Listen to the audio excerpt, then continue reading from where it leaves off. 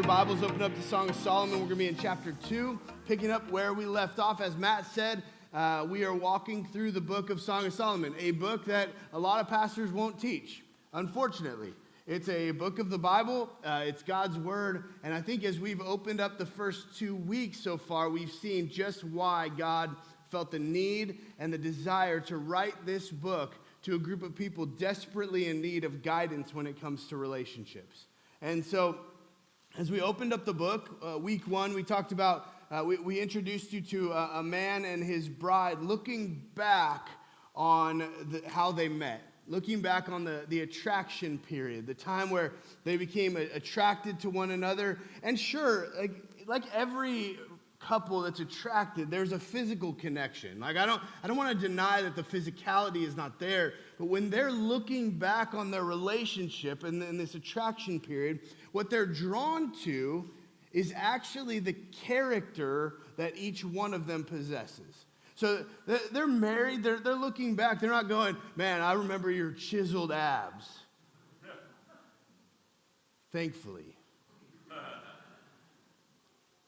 But they're looking back, and their fondness that they have for one another is written in their character. They notice the type of man and type of woman that they were. Now, they start this relationship by going on a date. She says, hey, I want to be where you are. He's like, come find me. They go on a date, like they start their thing. We talked about how going on a date is different than dating. We talked about how, like, hey, we go on a date, there's no expectations, there's no escalation. It's really just you trying to find facts out about another person. Like, I did the Mabry wedding, and Emma said, like, when she met Tanner, all she cared about was whether he was kind or not. Like, and she was, and Tanner's like, this girl talks a lot, but she's really attractive, so I'm okay with that. Like that was the story I told at their wedding. Like that first date at Blue Coast Burrito was just like Blue Coast. Tanner, it's a miracle you pulled this off, bud. But like that first date was just a fact-finding mission. Is this someone I want to now move to the next level with? Now, in our story today, they're going to move to that next level. But we talked last week about the importance of 2 things. First, dating and community, right? A lot of times when we meet somebody, we pull away from the people who know us best, care for us most, and we start to just isolate with this person that we're in this new relationship with. The problem is it's very hard for us to see different things that we have to see if we're not dating in community. Our blinders prevent us from being able to do so. Now, the second thing that we talked about is the importance of dating in public. Because dating in public brings a transparency to your relationship. It's really hard to do things to cross boundaries when you're committed to dating in public. So we talked about those. And then last week I shared with you my philosophy for how I'm going to handle my daughters growing up to date. And for some of you, you're like, that was really harsh. I'm glad I wasn't your daughter. And for others of you, you're like, that's my new philosophy for parenting my kids. And whichever side of the equation you fall on, the question comes up, man, how do you force your kids to do that? Well, it's really easy. If they want to eat, they do what I say. Right now, it's pretty easy, right? They're under my roof. I'm their dad. They're minors. They don't have, like, my 15-year-old, she's just learning how to make her own decisions. But she's making those decisions underneath my authority. That's the way the family structure works. If you're parenting correctly, that's the way the family structure works. Now, there will come a day when she turns 18 and she goes off to college, and you say, how do you do it then? Well, I'm paying for college. And probably her car insurance. And so I retain a little bit of leverage, right? But there's going to come a time. Look, parenting is about helping your kids launch. It's not about controlling their lives. And so I joke around, but mine and Kristen's goal in that is to help my daughters learn how to make their own decisions so that when they launch, they're ready to do so. Now, my hope is that we've created such a value in them where they see the value of doing things God's way that even when they're 24 or 30 and still starting to date,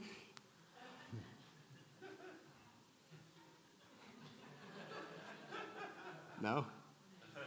She said no. She said no. This is trouble. Even when they get older and they're not under my roof and they're on their own and they're doing relationships, that they will see the value in doing things God's way, that they will hopefully, that they will want to come to me and say, Dad, do you think I should date this guy? And it's different. Like, it's no longer, Dad, can I date this guy? It's, Dad, what do you think about him? Give me your advice. That someday they will want the guy that wants to date them to come and talk to me so that I can get to know him. That's the goal, is that there's this handoff that happens. Whether that happens or not, the jury's still out. But that's my hope, that's the way that things will progress. For right now, control all the way. This week, we're going to see them begin to move into a period of escalation. So they went on a date. They liked what happened. Like, the Blue Coast experience was great. And they moved into this period of now dating. Now, we're gonna for our purposes, what you're gonna see is you're gonna see them not just dating. So dating in our culture has a really bad connotation with it. So we talked about last week. Sometimes we date just to like fulfill our hormones. Like we have hormones, so we should start to date. We date to have fun. If we're interested in having fun, let's bring somebody else into it and have fun with them. And so we start dating for those purposes. But what we're going to see is they're going to start dating for a purpose.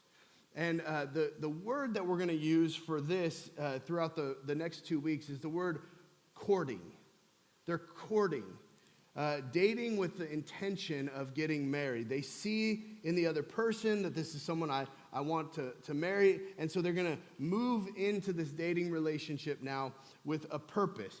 Courtship is a period in a romantic relationship where the intimacy begins to deepen as the couple intentionally moves towards marriage. So you go on a few dates, you recognize this is the person, and now a period of courtship starts. And you may not know if this is the absolute person you're going to marry, but you know this is the type of person I could marry. And so you enter into this period where the sliding scale starts to happen. And as you spend time with them, you become more and more intimate. Now, I'm not talking about physical intimacy. That's not part of this equation of what we're talking about today. We're talking about emotional and even spiritual intimacy. But here's the formula that I want you to understand. And I love the first 2 rows. Man, this message today is for you. It's not that it's not for the rest of you, but the students section, the students in here, my hope is that you will experience what it looks like to do dating God's way, so that you can prevent yourself from falling into some pitfalls that many of us have fallen into. Here's the equation. This is my math equation for the day. My wife will give me brownie points for doing math in my sermon. Time plus communication equals intimacy. So time plus communication equals intimacy. Some of you think that just time will equal intimacy. If I've just been married for 30 years, I will naturally be more intimate than I was when we got married on the first day. Some of you think it's just communication. Like, we sat down one day, we were dating, we sat down for one day, and we had the most amazing conversation. And we talked about all this stuff. I know where his mama was born, and I know what he looked like in diapers, and like he wet the bed until he was 7. Like, he just gave me all this information. It was incredible. I know what he's looking for in a woman. I know what she's looking for in a man. We walked through, like, basically we covered like 20 years of his life, and it was in one conversation. I don't know if it can get any better. But the truth is, time plus communication equals intimacy. And this is relevant for every single person in this room. Because not only is this a mathematical theory for intimacy in marriage or dating, but in relationships as a whole. If you have a connect group that you're in and you show up the first day, guess what you're going to lack? Intimacy. But you've been together for a year, and you start to be authentic with each other, all of a sudden you're going to go in, this is an intimate group of people. I know that's what I've experienced here. I know that that's what I've experienced other places. Time plus communication equals intimacy. But the problem is, if we try to move towards intimacy too quickly, we don't build the foundation that time and communication build. And so we want the intimacy without investing in the time and communication. If you're married here and you feel like intimacy is lacking in your marriage, one of these two things is probably the cause. Either you're not spending time together, or you're not spending quality time together, connecting and communicating. It's the way things go. And so time plus communication equals intimacy. Now, we all deepen over time. We all deepen in relationships over time, and we do it with people, and we also do it with things. And there's this generalization out there that men are afraid of commitment, like commitment phobic. Anybody hear that? Like men don't like commitment, like we shy away from commitment. That is not true. Look, I have a t-shirt in my closet that I've had since I was in high school. I am committed to that t-shirt. I'm committed to that t-shirt. It's got holes in it. Like the thing that it used to say, it's just now a gray t-shirt. Like it's the logo is gone. It's faded off. And my wife has tried to throw it away 7 times. And every time for some reason, God intervenes and puts me in the right position to pull that shirt out of the pile and go, what are you doing? Men don't have a problem with commitment. Because you are all laughing because either you have that shirt or your spouse has that shirt. And the thing is, like with that shirt, like you've been through some things. Like you don't just get connected to a shirt because it's a shirt. Like you've been through some things. Like that was a shirt that you broke up with so-and-so in, or man, that was the shirt you killed those 10 ducks that I don't even know. Like, can you shoot 10 ducks in one? Yeah. What's the limit, Todd? 5 a day? Okay, so you illegally shot 10 ducks in this shirt. You've been through some stuff. And in that same way that you deepen with that shirt, you deepen with your spouse or the person that you're now dating. We deepen a relationship. You go on a date and it's fine, right? There's no expectations, no escalations. But as soon as you start to enter into this phase that we're going to talk about today, it starts to escalate. The more time you spend with them, the more communication you have with them, the more you start to like them, the more serious it begins to get. And parents, this is what I was talking about last week. This is the thing we're guarding our kids against doing too early. Because what happens inevitably is you enter into this courtship relationship, and it ends in one of 2 ways.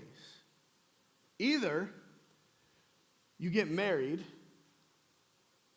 or you leave a part of yourself in that relationship. It's the only 2, like, you probably thought I was going to say you get married or you break up, but that's simplifying it too much. Young people in here, let me tell you, every time you break up with someone that your heart was attached to, you leave a part of yourself in that relationship. It's impossible not to. And a lot of times we enter into dating so casually, nonchalantly, that it's no big deal. I've got plenty of pieces of me. I can leave my pieces all over the place, and it's just going to be fine, except for you have to deal with the collateral damage that comes from leaving a piece of your heart all over this world. And 20 years later, you're going to remember the heartache that you felt in that moment when you were rejected. It's not to say that the risk is not worth the reward. It's to say that we have to be strategically sound in who we're willing to enter into this relationship with. It's not a guarantee. Every time you enter into a courtship relationship, it's not a guarantee it's going to work out.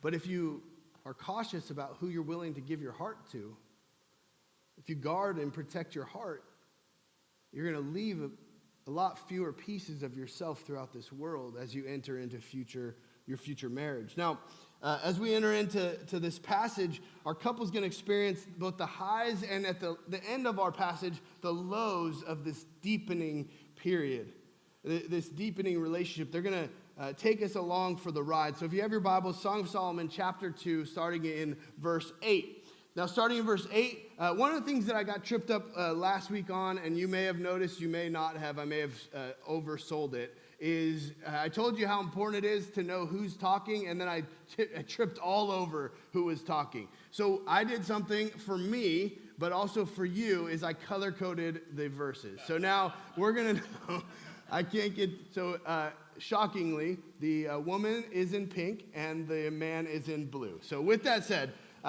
verse 8 of chapter 2. The voice of my beloved, behold, he comes leaping over the mountains, bounding over the hills. She's talking about her man, and she says, behold, he comes leaping over the mountains and bounding over the hills. In other words, he is full of desire for her. He wants her, and she knows it. And she feels desired, and she feels wanted, and she feels attractive, and she feels all the things that young women want to feel from a man. Now, one of the things we have to deal with is, it looks like in the beginning maybe she was approaching him, right? Because she says, I want to spend time with you. Really, all she's doing is she's saying, I like you.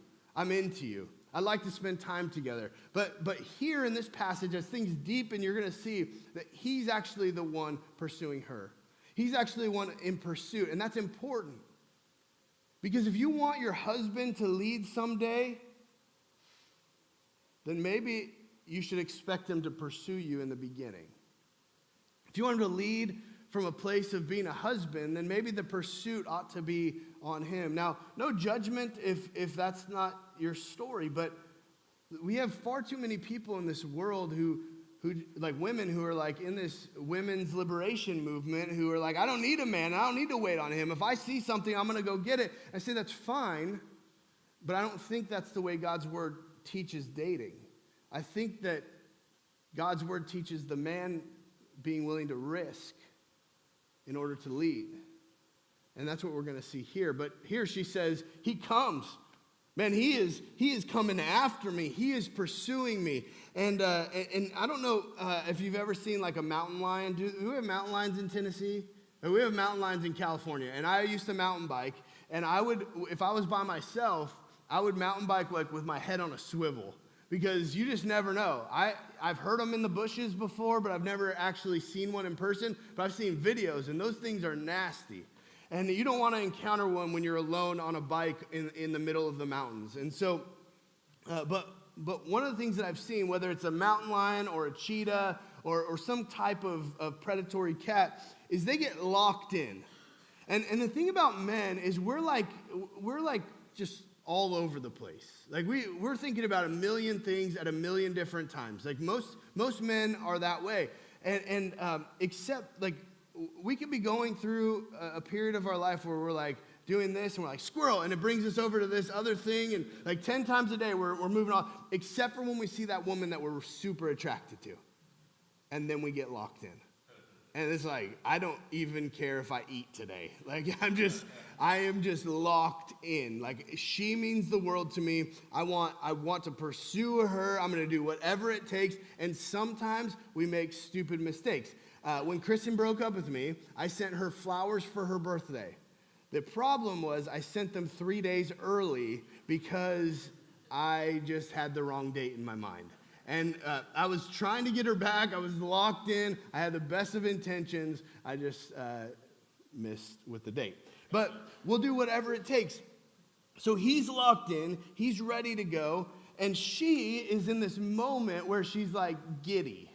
Like men don't get that way. I've never, ever in the history of my life, and if this is you, come and tell me, and it will be the first person ever to tell me. I've never seen a man before a date gather up his 5 friends and try on 8 different outfits.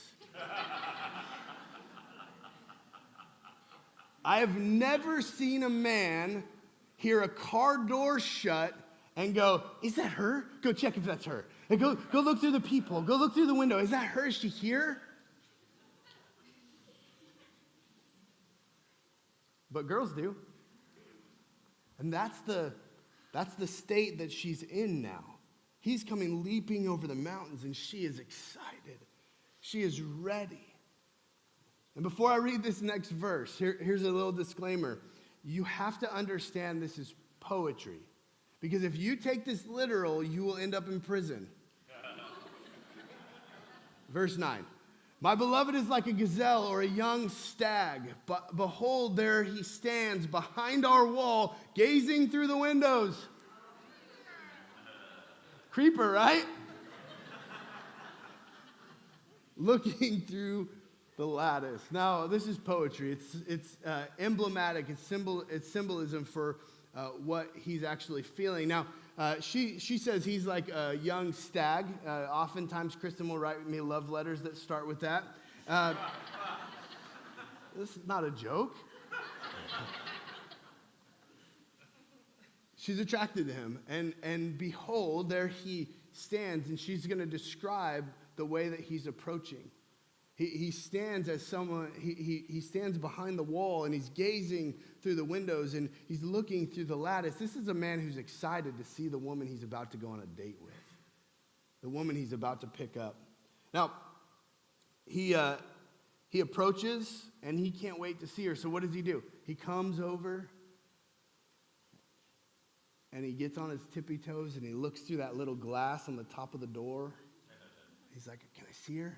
Is she there? Knock, knock, knock. Come on. Is she walking around the corner? What's she wearing? Like, he's really excited.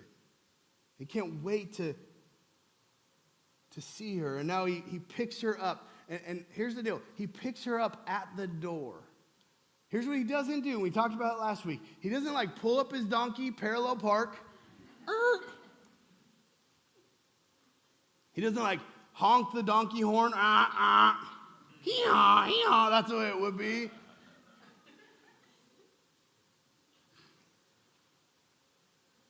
No. Parks the donkey, gets off.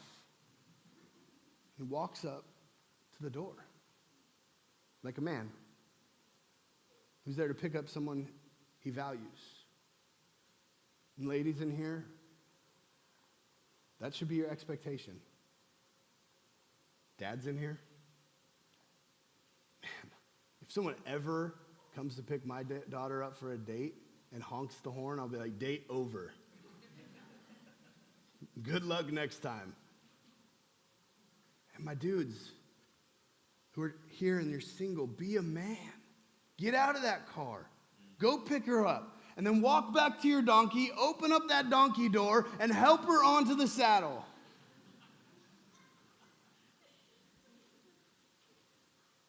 That's the picture we get. He's so excited for this date, he's done everything. Washed and waxed his donkey like he is ready. He's ready to go. And now, in verse 10, he's going to speak for the first time. She's going to start us off, and then he's going to pick up. It says, my beloved speaks and says to me, arise, my love, my beautiful one, and come away. He comes and he picks her up. He's ready to take her out. And he goes, hey, come on, babe. Like, honestly, our reservation, like you know, it's the old song, Waiting on a Woman. Like, she's not ready yet, but he's like, our reservation's ready. Like, let's go. He's ready to spend time with her. And he says, for behold, the winter is past, the rain is over and gone, the flowers appear on the earth, the time of singing has come, and the voice of the turtle dove is heard in our land. He's talking about a season. What season? Spring. He's talking about the spring. Look, the spring is the season of what? Well, yeah. I was thinking of another L word. Life, right? It's the season of love also. I like the spring. Season of life. Here's what I mean. Right now, it's towards the end of summer, my grass is brown. Jonathan Taylor has done the best job. He's the best grass guy in town. If you need a guy, he's the guy. This is not a commercial. But he cannot keep my grass green in the heat and the drought that we've experienced. Like, even last night's rain, like my grass is out there going, what is this? Like, it's water. It hasn't seen that in a long time. In the summer, things die. It's a natural life cycle. The grass kind of becomes brown and starts to die off, and then the spring comes, and what happens? Life comes into everything. Flowers start to bloom, unless they bloom in a different season. The flowers start to bloom, and the grass becomes green, and life is being given now to these plants. And he says, this relationship is like spring. In other words, this relationship is life-giving. This relationship breathes life into both of us. It's a relationship where we don't have any guilt, we don't have any shame, we're just doing things God's way. We're enjoying each other, and we're enjoying what it's bringing. There's no guilt, no shame, just life. And it's breathing life into us. Now, a lot of people are in relationships that don't breathe life into them. They're dating, and they're like, hey, this isn't the best thing for either of us, but we're doing it. We're just going to push through because I kind of like him. He's cute. He has abs. I kind of like her. But a solid courting relationship should be easy. It should be easy. And all too often we get in difficult relationships and we start to think, hey, this is going to actually get easier the longer we're in it. Things can't always stay this bad. We get into courtship relationships where fighting is just all the time.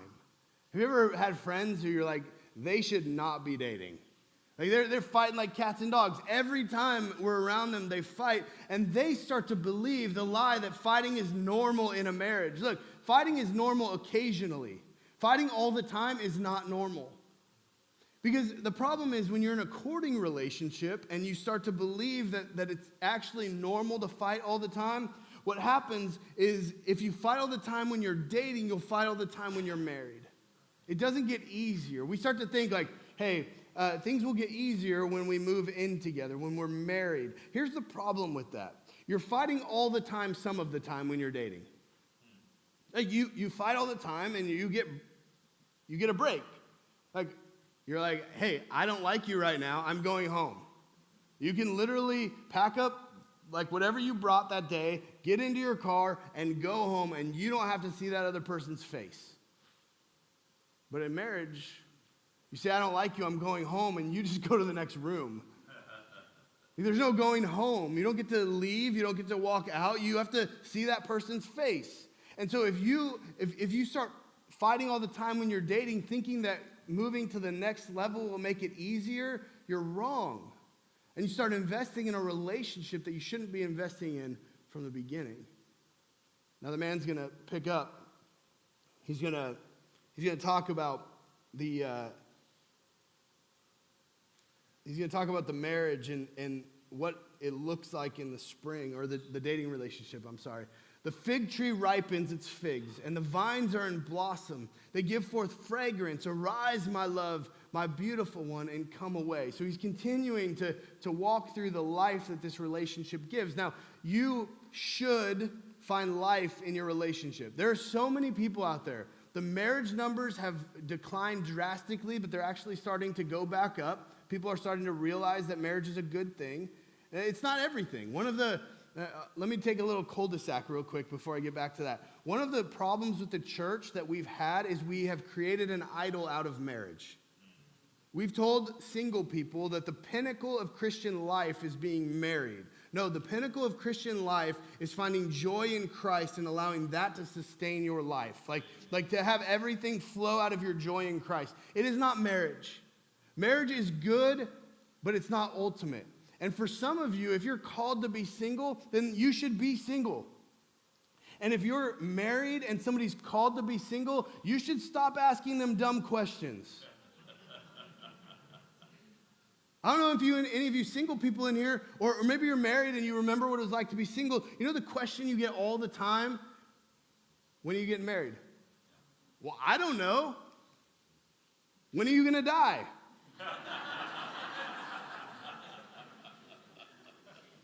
We start asking questions we have no way of answering. And we think they're good questions, like we mean well, right? Married people are like, when are you going to experience what I'm experiencing? And they're like, I don't want to fight like you fight. Like, there's something about just being where you are and blooming where you're planted that's a beautiful thing. You may want to be married someday. That's great. Don't miss the blessings of singleness, because God has something for you in every stage of life. And church, we can't continue to idolize marriage. It's good, but it's not ultimate. Okay, out of that cul-de-sac now. Marriage is meant to complement each other. Have you ever noticed how oftentimes people marry someone that's different than them? Like you get one extra. Kristen and I were talking about that this week. You have one person who's an extrovert, me, and one person who's an introvert, her. And the reason is, like, if she married an introvert, they would never go anywhere. Like, people would not know if they're alive. Like, they would never come out of their house. They would never, like, and if I married an extrovert, like, we would probably burn out and die of a heart attack by the time we were 25. Like, this is the way it is, right? We marry people that complement each other. Her strengths are my weaknesses. My strengths are her weaknesses, and we complement each other. And to be honest, we don't really have very much in common. Like, we love Jesus and we have kids.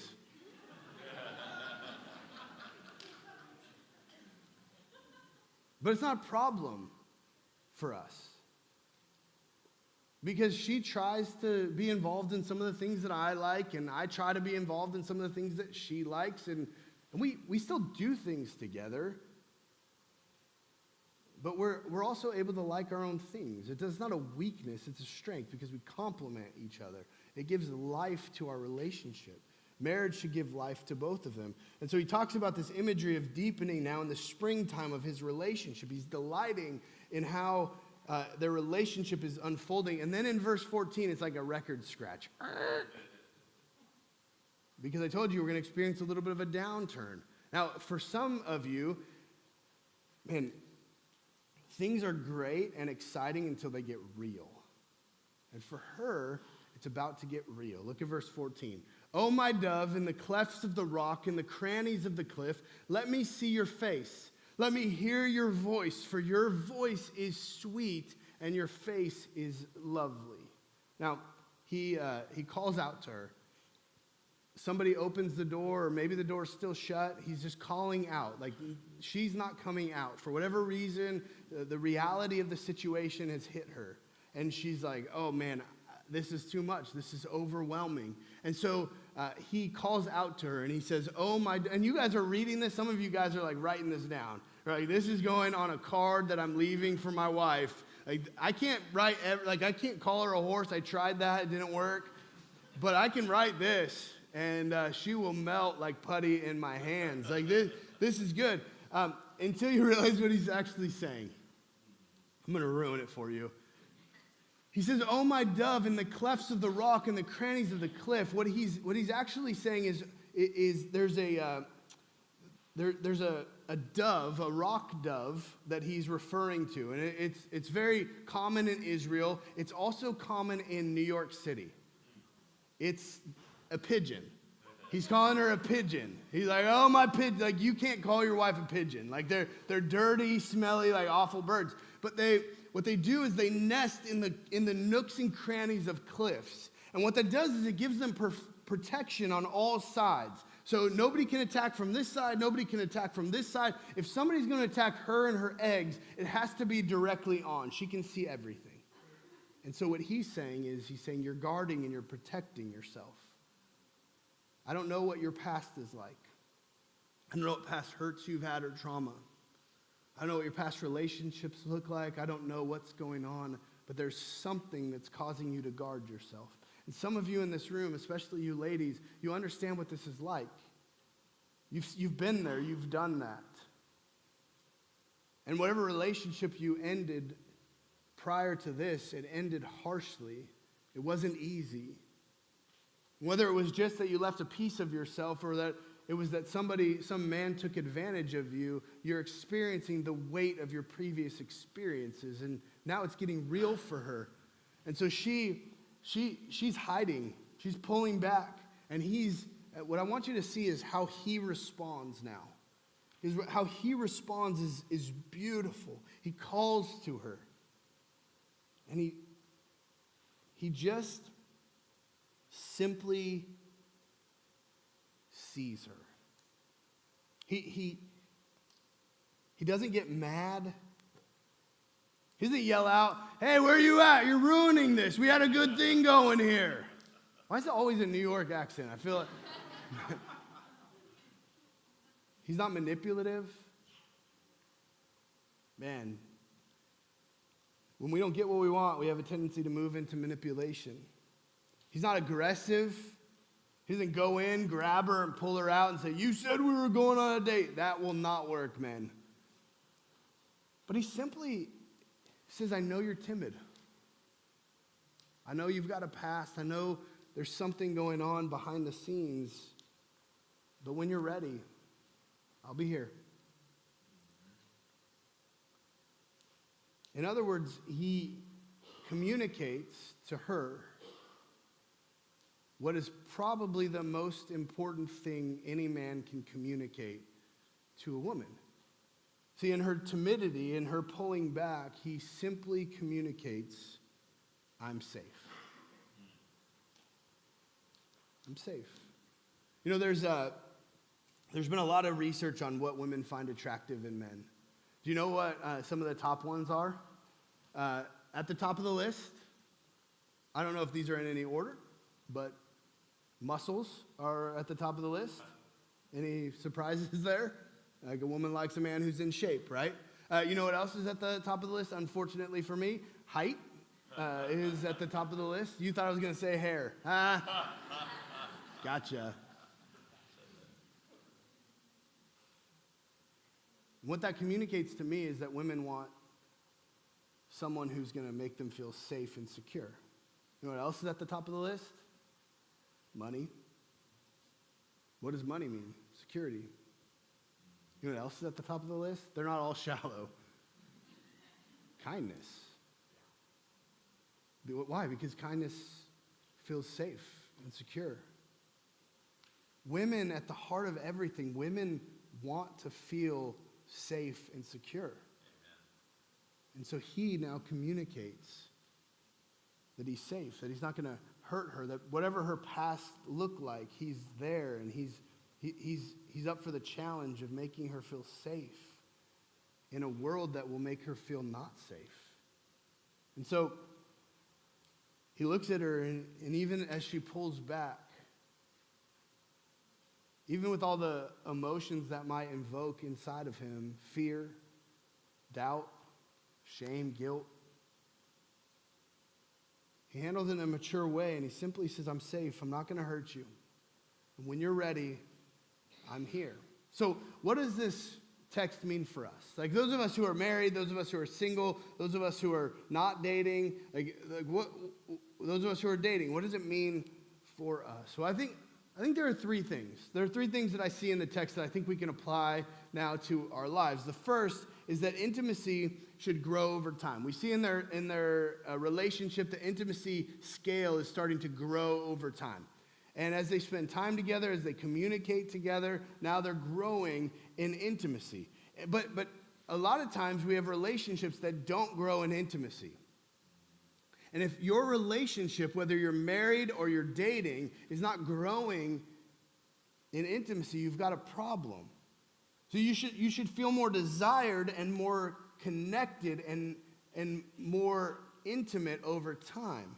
And if your intimacy isn't growing, that should be a red flag in your communication or in your relationship, that maybe your communication is off, or maybe you're not spending enough time together. But if intimacy is not growing, then you've got at least a yellow flag going off in your relationship. My encouragement would be, whether you're married or dating, that you start looking into that, because it's something deeply in need of changing. You need to be growing. When you're married for 40 years, you should have a deeper level of intimacy than you did when you were married for 10 years. Amen. But oftentimes the intimacy level actually goes down because we start putting our relationship on cruise control. And if we're on cruise control, then we're not investing in time, and we're not investing in communication, and now intimacy starts to lack. Cars are meant to be on cruise control, relationships are not. And then second, if you see these red flags in your relationship, if you see red flags or your kids are in a relationship with red flags and you need to help them see red flags, my advice to you, if you're dating, not if you're married, but if you're dating, is that you should break up quickly once you know it's not right. Like marriage, you gotta work it out. Look, you're called one man, one woman for life. I don't want you to go away going, my pastor said we need to get a divorce. I'm not saying that. But what I am saying is those of you who are dating, you should break up quickly once you know it's not right. The problem is we don't feel like it. The problem is we're not ready, or we don't think we don't have the guts to actually do it. And so we stay in relationships far too long. And what happens is intimacy still builds over time. And now we know it's not right, but we're still investing in this relationship. And when we end up breaking up, it blows up in our face, and we end up leaving a bigger piece of ourselves in the relationship than we had to in the first place. Break up quickly once you know it's not right. Now, one of the things that I've talked to my girls about, and may be good for you to have or to talk to your kids about having, is a non-negotiables list. And so we've talked about what it looks like for us to have non-negotiables as we begin to ready them to date. What are those things that if they have them or do them, that you will break up with them tomorrow? Not like you'll see if it gets better, but if they don't possess these things, they're not the right person for me, and therefore we're breaking up tomorrow. What are those things? For me, one of the things was a relationship with Christ. Like if they didn't have a relationship with Christ and I started to see it, like they may say they follow Jesus, but if I started to see it and they weren't following Christ, they were out. That's it. I dated a girl and she was great. It was, I'm just going to show you, not all of them are spiritual on the list. Okay, so she was a godly woman. She was very kind and very cute and like all the things. And this shows you, this does not make me look good, but this shows you that not all the things on the list have to be spiritual. Look, she, every time she talked about her parents, she referred to them as mother and father. And I couldn't take it. It was too much for me. I'm like, I don't want my kids growing up that formal, like mom and dad, mommy, daddy. Like those are, that. Like I couldn't, and so people are like, why don't you just tell her? I'm like, and change her whole philosophy of life? Like I couldn't do it. It wasn't for me. And so things on the list for you might be, like one of the things on the list for me was smoking. My mom smoked growing up. It disgusted me. I could not spend my life with someone who smokes. And maybe that's not on your list, but it's on my list. They're not all spiritual, and you don't have to have the same things on your list that I have on my list. But you should have a list. You should know what things are red flags and what things are yellow flags. For me, yellow flags were, I don't care how my wife keeps her car. Look, my wife is a car slob. I put it out there. She is a car slob, and she blames it on our kids, but it's not just our kids' fault. I feel so much better about my life. I feel seen, and I feel heard. I'm like, did the kids have a Diet Coke? Nope. Oh, well, that's in here. But it wasn't on my list. And we have a happy marriage because she ticked off all the boxes on my non-negotiable list. Like everything that was on there, she doesn't do. And so I can look and go, I can overlook her car slobness. I'm just going to tell the whole church about it. Probably my therapist this week. You should break up quickly once you know it's not right. And then finally, once you commit to being married, get married quickly. We have far too many people getting engaged for 2 years. I have friends who were engaged for like 2 years. Why do you have to do that? What benefit is there in getting engaged for 2 years? I don't see one. I really don't. If you can communicate to me, unless you're like one of you is in the military and the next time you're going to see them is in 2 years, like then I would say get married before they go. But get married quickly. Because what happens is as we grow in intimacy, temptation also grows. Look, there's hardly any temptation on that first date in Blue Coast Burrito. But the more you get to know each other, the more temptation grows. Kristen and I, we got engaged. So I told you we broke up. We dated for like a year and a half, and then we broke up.